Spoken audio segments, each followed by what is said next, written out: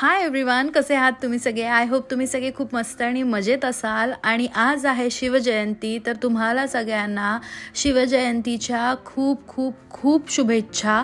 आणि तुम्ही माझ्या घरामध्ये शिवाजी महाराजांची मूर्ती बघितलीच असेल याआधी, तर माझ्याकडे आहे मूर्ती. आणि प्रत्येक शिवजयंतीला मी असं डायनिंग टेबलवर ठेवून त्यांची प्रॉपर पूजा वगैरे करून शिवजयंती जी आहे ती माझ्या घरामध्ये साजरी करते.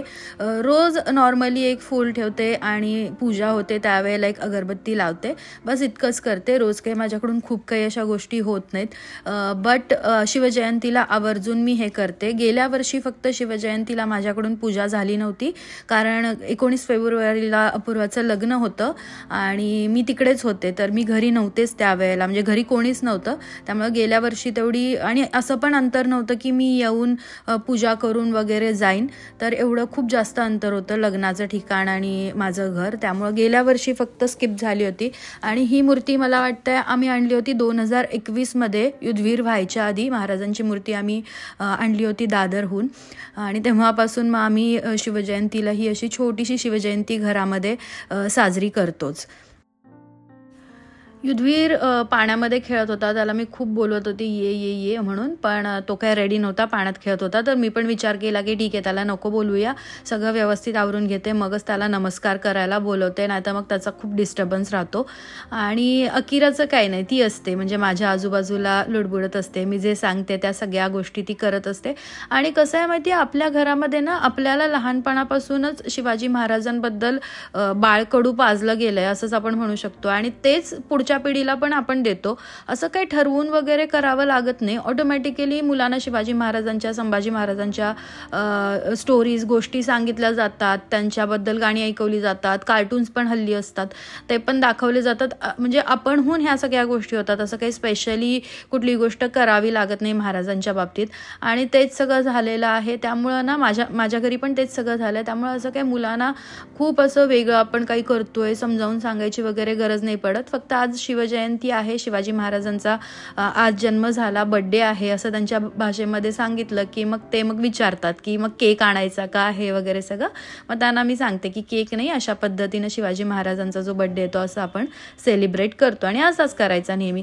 तर मला असं वाटतं की हे बाळकडू पिढ्यानपिढ्या पुढे जात राहणार आहे, त्याच्यासाठी स्पेशल कोणीच काही काय बोलतात असे एक्स्ट्रा एफर्ट्स काही घ्यावे लागत नाहीत, ते बाय नॅचरल आपल्याकडून होऊन जातं.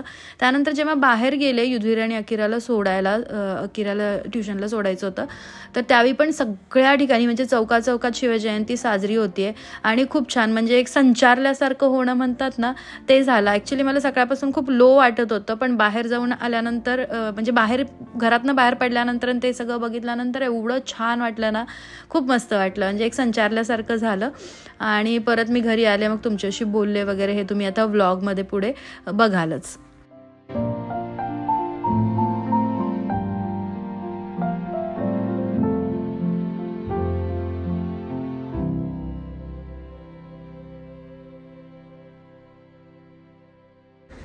हाय एव्हरीवन, पुन्हा एकदा तुमच्या सगळ्यांचं स्वागत करते. पुन्हा एकदा एवढ्यासाठी, कारण याच्या आधी मी व्लॉग सुरू केला होता.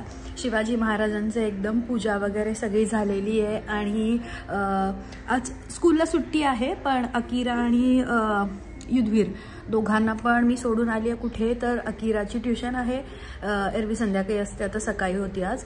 आणि युद्धवीरचं डान्सची प्रॅक्टिस आहे, त्याचं ॲन्युअल फंक्शन आहे त्यामुळे.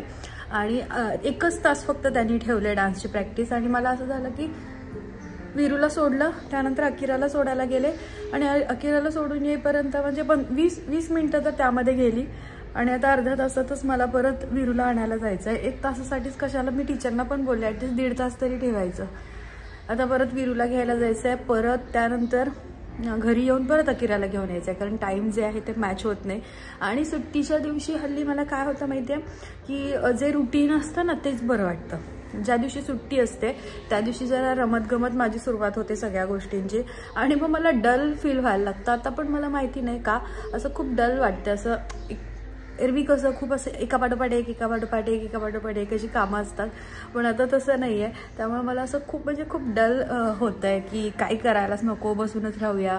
आणि आता 20 मिनिटातच परत वीरूला आणायला जायचं आहे, तर आता काय मला समजतच नाही नेमकं कसं करू, काय करू. जेवण वगैरे काहीच नाही झालं आहे, सगळं बनवायचं आहे मला आज. आणि अभिषेक पण त्याच्या इव्हेंटला गेला आहे सकाळीच. सो मी आत्ता व्लॉग सुरू केला आहे.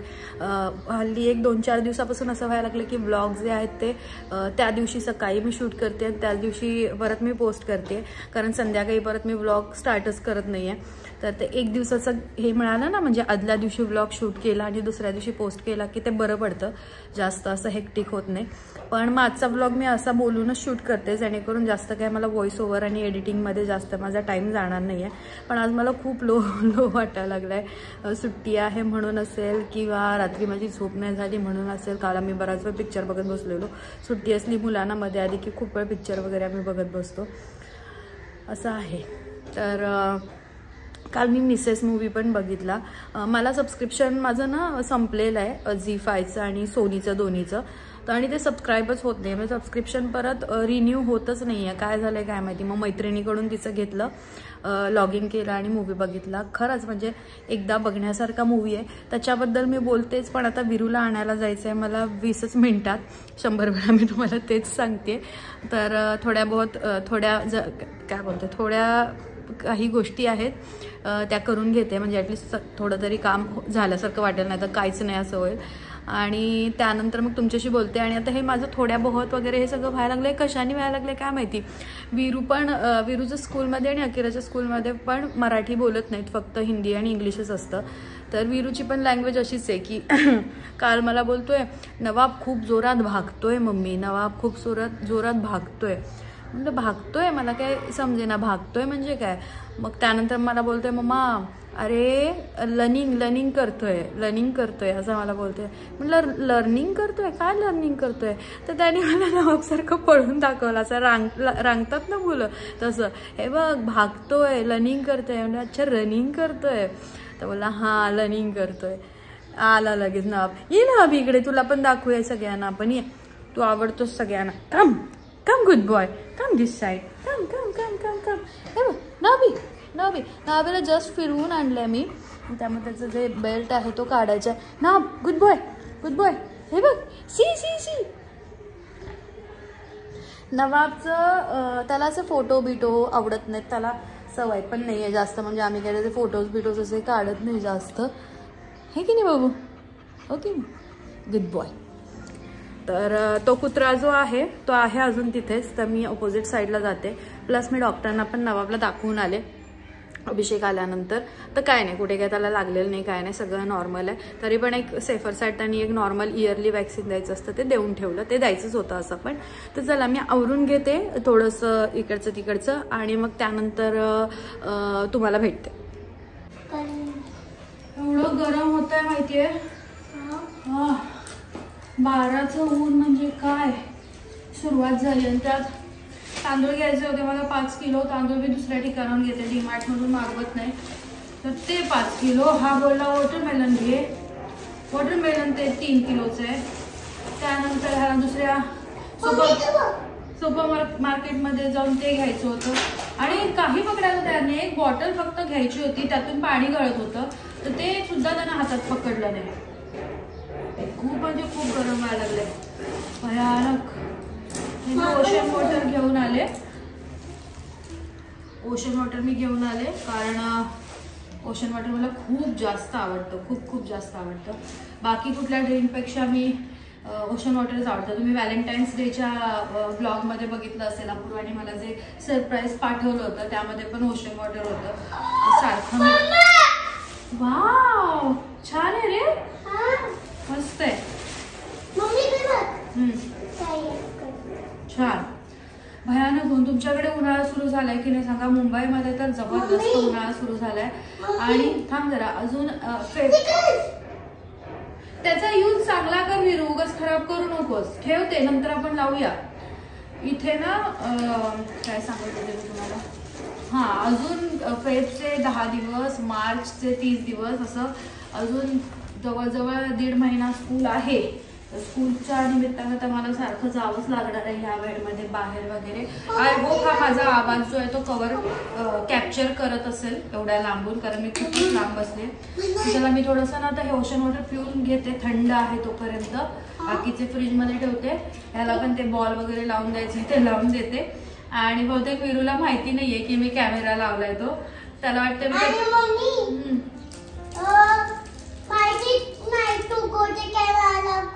हा काही ते त्याला मगापासून वाटतं त्याच्याशीच बोलतो तो. हा हो करतो. रडली? कधी रडली तू? जोरात रडली? अरे विरू बॉय आहेस ना मग एवढ्याशा बॉल मध्ये या. एक मिनिट, हे बॉल मध्ये या. हा किती रुपयाचा आहे बरं? काय माहिती किती रुपयाचा आहे. मी बरंच काय काय तिथं घेतलं ना. तर अट्रॅक्टिव्ह फक्त आहे आणि त्याच्यामध्ये खाण्याचं फक्त एवढंच, म्हणजे जे आपण 2 रुपयाला बाहेर घेऊ एखाद्या दुकानामध्ये खाण्याचे एवढं आणि बाकीचे सगळ्याचे पैसे यांनी लावले. प्राइस मला दिसत. हा पैसे घालतोय यात. ओके पिगी बँक आहे.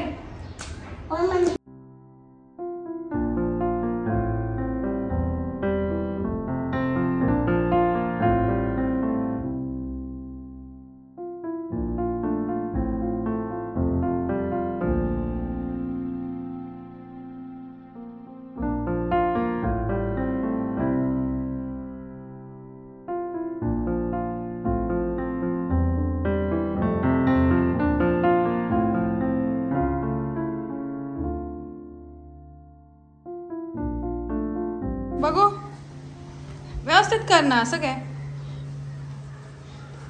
हां हां छान दिसतंय. चला खूप ऊन आहे ना. बघू. से हाय टू एव्हरीवन. से हाय विरो. असं नाही करायचं विरो. से हाय. से व्हेरी गुड. ओके सो आवरला हे सगळं. किराला मी आत्ता घेऊन आले आणि आता जेवायचं फक्त बाकी आहे आमचं. ऊन तर आहे पण ठीक आहे. 17 वेळा बोलूनच मला वाटतं मला त्रास व्हायला. आणि ना मला जास्त त्रास होतोय कारण हे फुल स्लीव्सचं मी घातलंय ना त्यामुळे होत असेल. मी खूपच असे रखरख होते. तर ब्लॉग पण दुसरा स्टार्ट केला हा एंड करायच्या आधीच. मग ते फ्लोमध्ये होऊन जातं. अदरवाईज काय होतं की हे होतं म्हणजे संध्याकाळी सुरू करू जरा झोपून उठते मग करू असं केलं ना मग संध्याकाळी असं होतं की अरे राहू दे उद्या करते. त्यामुळे हा सुरू केलेला ब्लॉग कसा फ्लोमध्ये जरी झोपले काय झालं तर तो कंटिन्यू होतो. म्हणून तो आत्ता सुरू करून ठेवला आहे मी. पुढचा जो ब्लॉग आहे उद्यासाठीचा जो असणार आहे तुम्ही बघणार आहात तो. ओके तर मी तुम्हाला मगाशी सांगितलं की मी मिसेस मूवी जो आहे तो काल बघितला. मूवी तर छान आहे. रियालिटी आहे आणि म्हणजे पूर्ण आता सध्या म्हणा किंवा पूर्वीपासून या सगळ्या गोष्टी होतच आहेत मोस्ट ऑफ द घरांमध्ये. असंच सगळं चालतं. तर जे दाखवलं ते मस्त. सगळ्यांची ॲक्टिंग छान. फक्त मला त्यामध्ये त्यावरून मला एक गोष्ट अशी बोलावीशी वाटते किंवा मुलींनी त्यातून हे शिकलं पाहिजे की तुम्ही एंडमध्ये ब्लास्ट होत आहे. राईट. एंडमध्ये ब्लास्ट होत आहे. आता माझा स्वभाव असा आहे ना की मला माहिती आहे मी किती चांगली लाईफ टाईम राहू शकते. कारण मी माझा स्वभाव बदलून तर मी आयुष्यभर नाही जगू शकत. तर मी माझी जी काय बोलतात माझा जो पीक पॉईंट आहे किंवा मला त्रास होण्याचा जो पॉईंट आहे माझी सहनशक्ती किती आहे. सहनशक्ती पण नाही मला जी नॉर्मल लाईफ पाहिजे ती मी कशी लाईफ टाईम मला पाहिजे हे मला चांगलंच माहिती आहे. त्यामुळे मला कोणी येऊन बॉदर करत असेल कोणी त्रास देत असेल तर त्याचा त्रास किती सहन मी करू शकते आणि मग किती त्याच्याशी चांगलं वागू शकते हे मला परफेक्ट माहिती आहे. त्या मूवीमध्ये कसं दाखवलंय सुरुवातीला ही खूप म्हणजे सगळ्या गोष्टी सहन करते सुरुवातीला हसून काम करते विचारून सगळ्यांना करते मम्मीजी करू मम्मीजी वो करू. आणि नंतर मग तिला असं व्हायला लागतं ते इरिटेट व्हायला लागतं. मग ती दाबायला लागते आणि एक दिवस ब्लास्ट होतो. ते सिंकचं जे पाणी असतं तुम्ही बघितलं असेल तर तुम्हाला ते लक्षात येईल. सिंकचं पाणी असतं ते सगळ्या गेस्टना देते आणि निघून जाते आणि डिवोर्स घेते. तर हे झालंच म्हणजे हा एक मुद्दा झालेलाच आहे नो डाऊट. पण मला असं वाटतं ना की ह्याच्यापेक्षाही एक इम्पॉर्टंट गोष्ट ही आहे की तुम्ही सुरुवातीपासूनच तेवढ्याच गोष्टी करा किंवा तेवढंच चांगलं वागा जेवढं तुम्हाला लाईफ टाईम वागायला जमणार आहे. नाही मी पहिले 4 दिवस खूप चांगली वागते आणि नंतर मी जशी आहे तशीच वागते तर असं नाही. आपण जसं आहे तसं राहिलं पाहिजे. समोरच्या माणसाला पण ते कळलं पाहिजे. कारण तुम्ही जरी लव्ह मॅरेज केलं असेल तरी त्या व्यक्तीसाठी आणि त्याच्या घरच्यांसाठी पण तुम्ही सून म्हणून बायको म्हणून हे नवीनच आहात. लव्ह मॅरेज असेल तर तुम्ही त्याच्या आधी गर्लफ्रेंड असता त्या व्यक्तीची नंतर तुम्ही होता बायको. तर बायको म्हणून तुम्ही त्याच्यासाठी नवीन असता, त्यामुळे त्याचे पण एक्सपेक्टेशन्स वाढत जातात. अरे अरे हे पहिले 2 महिने पहिले 4 महिने इतकी चांगली वागते, तिला काही बोललं ही सहन करते, म्हणजे ही अशीच आहे. तर ते तसं नाही झालं पाहिजे. 1-2 वेळा तुम्ही बघा समोरचे तुम्हाला कसे वागवतात. तिसऱ्या वेळेला एक चांगल्या भाषेमध्ये त्यांना सांगणं गरजेचं आहे की बाबा हे माझं आहे. आता त्यामध्ये तिला जॉबवर जायसाठी अडवतं, मी जाणार जॉबला, किंवा बाहेरून जेवण मागवायचं, मला मागवायचं बाबा बाहेरून जेवण, आज मी नाही बनवणार तर नाही बनवणार. तर या सगळ्या गोष्टी ना तिथल्या तिथं बोलल्या पाहिजेत. थोडक्यात काय की तेवढंच चांगलं बनलं पाहिजे जेवढं गरजेचं आहे म्हणण्यापेक्षा तुम्ही किती लाईफटाईम ते चांगलं वागू शकता.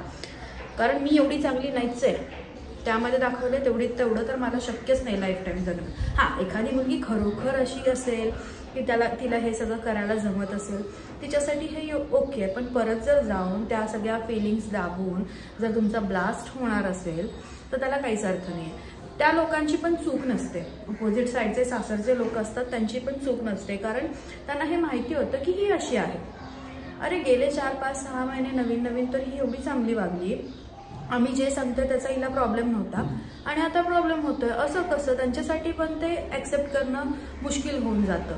म्हणून जसे आहे तसं नवीन लग्न झाल्यानंतर मुलीने राहिलं पाहिजे, नाटक केलं पाहिजे, जेणेकरून कुणालाच काही प्रॉब्लेम होणार नाही. नवरा असेल, त्याचे आईवडील असतील, बहीण असेल, भाऊ असेल, कोणी असेल, आहे तसं त्याला ॲक्सेप्ट करतील की ठीक आहे बाबा ही जी आहे फटकळ बोलते पण करते. अशा म्हणजे गोष्टी ज्या आहेत त्या सगळ्या आपण एका घरात राहतो, आपली आई वडील भाऊ बहीण आपण जेव्हा एकत्र राहतो तेव्हा आपल्याला कुठली गोष्ट फेक करावी लागत नाही. आपल्या त्या सगळ्यांना माहिती असतं की प्रत्येक व्यक्तीचा स्वभाव कसा आहे. त्यामुळं कोणाच्यात इतके असे वाद होत आहेत की आम्ही वेगळेच राहतो किंवा आम्ही सोडूनच जातो, असं नाही होत. त्यामुळे हे आहे जसे आहेत तसं राहा. समोरच्या व्यक्तीला थोडंसं वाईट वाटेल की अरे अरे ही अशी बायको मला मिळाली किंवा अरे अरे अशी हे मिळाली, पण तुमचं पीस ऑफ माइंड राहील आणि काय बोलतात तर तुमचं पीसफुल आयुष्य होईल तुमचं. बाकी तर म्हणजे सगळ्यांचं आहे, जेव्हा आपण पीसफुल असतो तेव्हा आपण दुसऱ्यांना पण शांतता देतो. हा माझा स्वभाव आहे. जेव्हा मी शांत नाही राहू शकत त्यावेळी मी दुसऱ्याला पण कटकट करत राहते. त्यामुळं अभिषेकचं हे तत्व आहे. लग्न झाल्यानंतर काही दिवसांनी त्याला कळलं, काही महिन्यांनी कळलं की आपण असं वागायला पाहिजे, हिला शांत ठेवायचं, मग सगळे आपण सुखी मस्त मजेत राहू. तर असं आहे. त्यामुळे तेवढंच चांगलं राहावा जेवढं गरजेचं आहे आणि जेवढं तुम्ही लाईफटाईम राहू शकता. अदरवाईज इतर ड्रामाची गरज नाही आहे. तर चला ह्या ब्लॉगचा मी एंड करते, कारण पोरांना पण आता भूक लागली आणि मला पण लागली आहे. आणि तुम्हाला भेटते नेक्स्ट ब्लॉगमध्ये. कसा वाटला मला कमेंट बॉक्समध्ये नक्की सांगा. पुढच्या ब्लॉगमध्ये भेटते. Bye, take care, thanks for watching.